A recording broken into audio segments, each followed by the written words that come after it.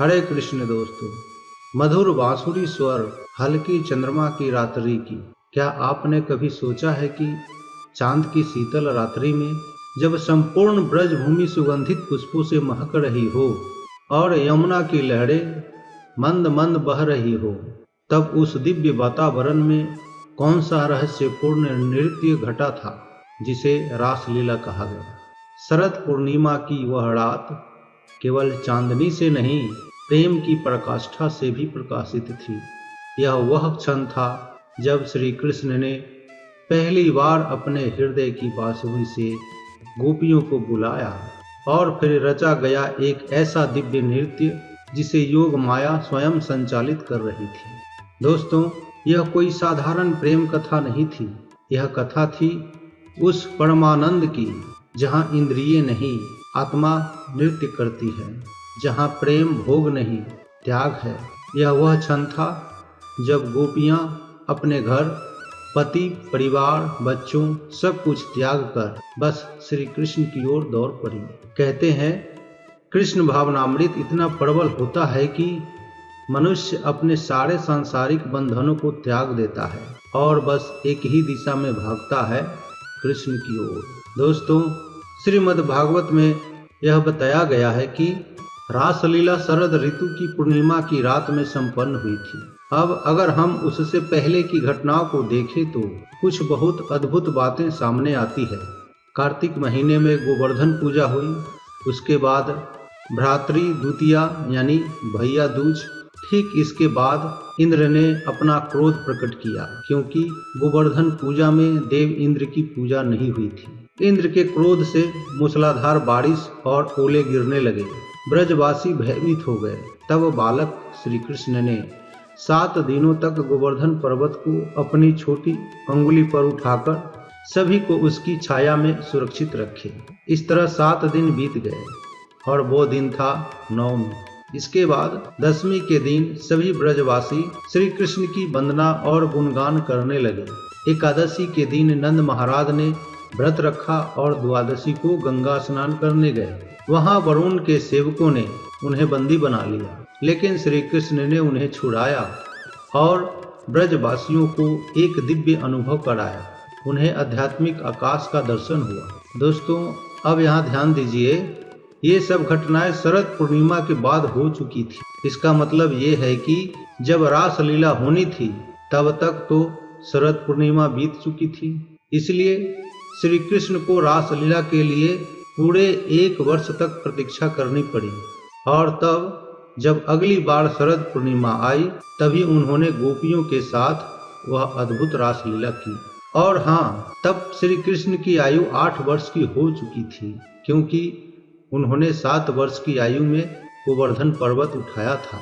वैदिक साहित्य से ऐसा प्रतीत होता है कि जब रंगमंच का अभिनेता अनेक नर्तकी बालाओं के साथ नाचता है तो इस समूह नृत्य को रास नृत्य या रासलीला कहते हैं। जब श्री कृष्ण ने देखा कि शरद ऋतु की पूर्णिमा की रात्रि आ गई और शरद ऋतु अनेक मौसमी फूलों से, विशेषतः मल्लिका फूलों से सजी हुई है जो अत्यधिक सुगंधित होते हैं, तो उन्हें देवी कात्यायनी के प्रति गोपियों द्वारा की गई प्रार्थनाएं स्मरण हो आई, जिनमें उन्होंने श्री कृष्ण को अपने पति रूप में प्राप्त करने की प्रार्थना की थी। उन्होंने सोचा कि शरद पूर्णिमा की रात्रि ऐसे सुंदर नृत्य के लिए सर्वथा उपयुक्त रहेंगी। फलतः प्रतिरूप में श्री कृष्ण को प्राप्त करने की गोपियों की कामना फलीभूत हो सकेगी। इस प्रसंग में श्रीमद् भागवत में भगवान अपि शब्दों का प्रयोग किया है। इसका अर्थ यह हुआ कि यद्यपि श्री कृष्ण श्री भगवान है, उनकी कोई ऐसी कामना नहीं है जिसे पूरा करना आवश्यक होगा क्योंकि वे सदा 6 ऐश्वर्यों से पूर्ण है। फिर भी वे रासलीला में गोपियों की संगति का आनंद उठाना चाहते थे। अपि यह बताता है कि यह रासलीला युवकों तथा युवतियों का सामान्य नृत्य नहीं थी। इसके लिए श्रीमद् भागवत में योग माया मुपाश्रितः विशिष्ट शब्द प्रयुक्त हुआ है, जिसका अर्थ है कि गोपियों के साथ यह नृत्य महामाया स्तर पर नहीं अपितु योग माया स्तर पर हुआ। इस संसार में युवकों तथा युवतियों का नृत्य महामाया के स्तर पर होता है। किंतु कृष्ण और गोपियों की रास लीला योग माया के स्तर पर होती है। कहने का तात्पर्य है कि जो भौतिक जीवन में आम इंसान के साथ जो लीलाएं होती है, योग माया तथा महामाया स्तरों के मध्य अंतर की तुलना चैतन्य चरितामृत में सोने तथा लोहे के अंतर से की गई है। धातु कर्म की दृष्टि से सोना और लोहा दोनों ही धातुएं हैं, किंतु उनके गुण सर्वथा भिन्न होते हैं। इसी प्रकार गोपियों के साथ श्री कृष्ण का रास नृत्य सामान्य तरुणों एवं तरुणियों के लिए नृत्य जैसा प्रतीत होता है, किंतु उनके गुण में भेद है।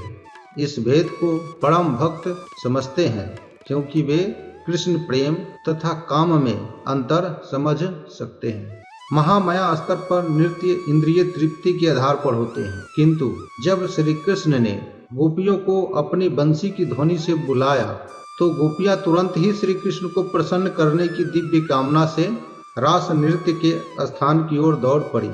काम का अर्थ चैतन्य चरितामृत में बताया गया है कि काम का अर्थ इंद्रिय तृप्ति है और प्रेम का भी अर्थ इंद्रिय तृप्ति ही है, किंतु कृष्ण के प्रति। दूसरे शब्दों में, जब व्यक्तिगत इंद्रिय तृप्ति के स्तर पर कर्म किए जाते हैं तो वे भौतिक कर्म कहलाते हैं, किंतु जब वे कृष्ण की तुष्टि के लिए किए जाते हैं तो वे आध्यात्मिक कर्म माने जाते हैं। कर्म के किसी भी स्तर पर इंद्रिय तृप्ति का सिद्धांत तो रहता ही है, किंतु आध्यात्मिक स्तर पर इंद्रिय तृप्ति भगवान श्री कृष्ण के लिए होती है, जबकि भौतिक स्तर पर यह कर्ता के लिए की जाती है। इसे इस तरह समझ सकते हैं, भौतिक स्तर पर जब कोई नौकर या दास अपने स्वामी की सेवा करता है तो वह स्वामी की इंद्रियों को तुष्ट करने का प्रयत्न न करके अपनी निजी इंद्रियों की तृप्ति करने का प्रयास करता है। इसका अर्थ यह हुआ कि नौकर स्वामी की सेवा में इसीलिए लगा रहता है क्योंकि उसकी अपनी इंद्रियों की तुष्टि होती है, तृप्ति होती है, किंतु आध्यात्मिक स्तर पर श्री भगवान का दास उनकी सेवा किसी वेतन के बिना करता है और समस्त परिस्थितियों में सेवा जारी रखता है। श्री कृष्ण चेतना तथा भौतिक चेतना में यही अंतर है। ऐसा प्रतीत होता है कि जब श्री कृष्ण 8 वर्ष के थे तो उन्होंने गोपियों के साथ रास नृत्य का आस्वादन किया।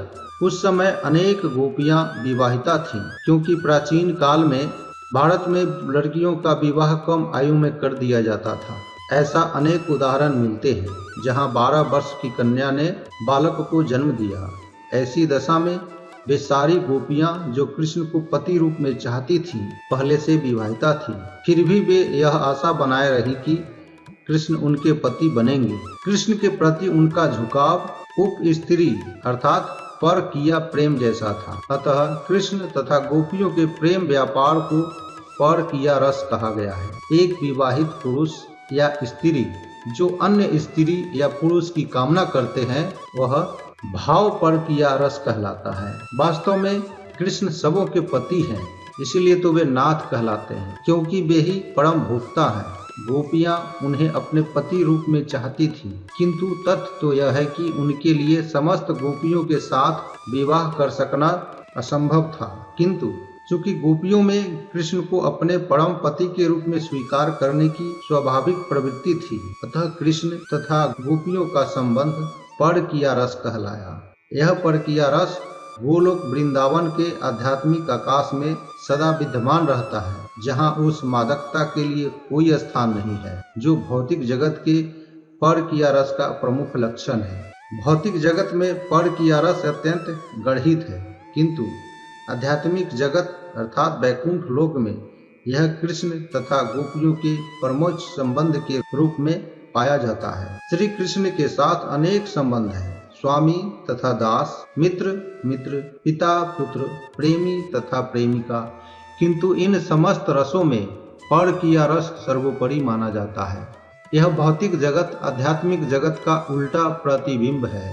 यह किसी जलाशय के तट पर खड़े हुए वृक्ष के प्रतिबिंब के समान है, जिसमें वृक्ष का शीर्ष भाग सबसे नीचे दिखता है। इसी प्रकार जब पर किया रस उल्टा प्रतिबिंबित होता है तो वह अत्यंत घृणित बन जाता है। अतः जब लोग कृष्ण तथा गोपियों के रास नृत्य का अनुकरण करते हैं तो वे दिव्य पर किया रस के उल्टे घृणित प्रतिबिंब को ही भोगते हैं।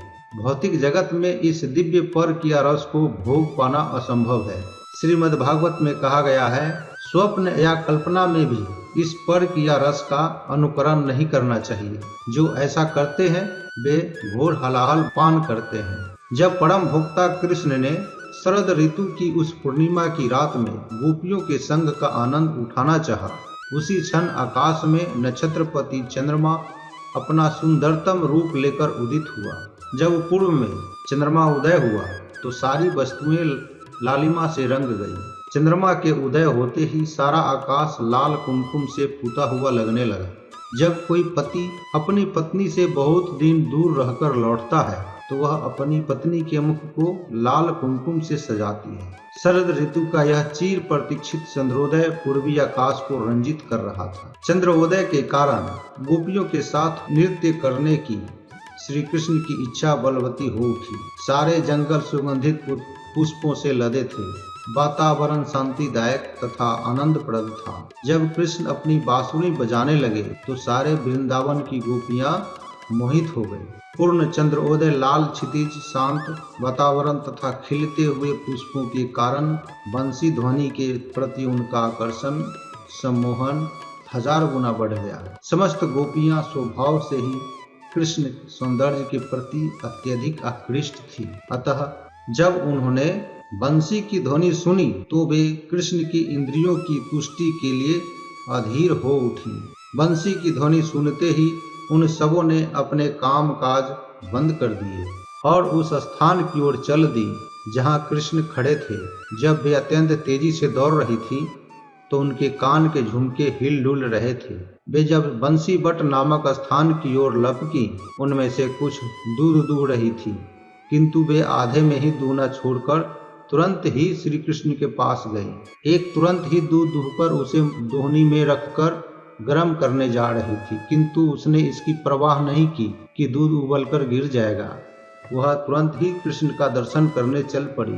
उनमें से कुछ गोपियां अपने बच्चों को स्तनपान करा रही थी और कुछ अपने पारिवारिक सदस्यों को भोजन परोस रही थी, किंतु उन सबों ने सारे काम छोड़ दिए और वे तुरंत उस स्थान की ओर दौड़ पड़ी जहां कृष्ण बंसी बजा रहे थे। कुछ गोपियां अपने पतियों को भोजन परोस रही थी और कुछ स्वयं भोजन करने बैठी थी, किंतु उनमें से किसी ने न तो अपने पति की और न ही अपने खाने की परवाह, और वे तुरंत वहां से चल पड़ी। कुछ कृष्ण के पास जाने के पूर्व अपने अपने मुखों में अंगराग लगाकर सुंदर वस्त्र पहनना चाहती थी, किंतु कृष्ण से मिलने की बेचैनी के कारण वे न तो मुख में अंग रंग लगा पाई और न ठीक से वस्त्र पहन पाई। उनके मुख मंडल जल्दबाजी में सजाए गए थे।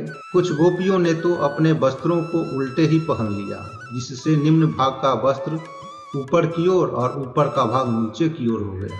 इस प्रकार से जब गोपियां अपने अपने घरों को हड़बड़ी में छोड़ रही थी तो उनके पति, भाई तथा पिता सभी ठगे के ठगे रह गए और सोचने लगे कि वे सब की सब कहाँ जा रही हैं। तरुणी होने के कारण उनकी रक्षा का भार उनके पतियों या फिर बड़े भाइयों या पिताओं पर था। उन सबके संरक्षकों ने उन्हें कृष्ण के पास जाने से मना किया, किंतु उन्होंने परवाह नहीं की।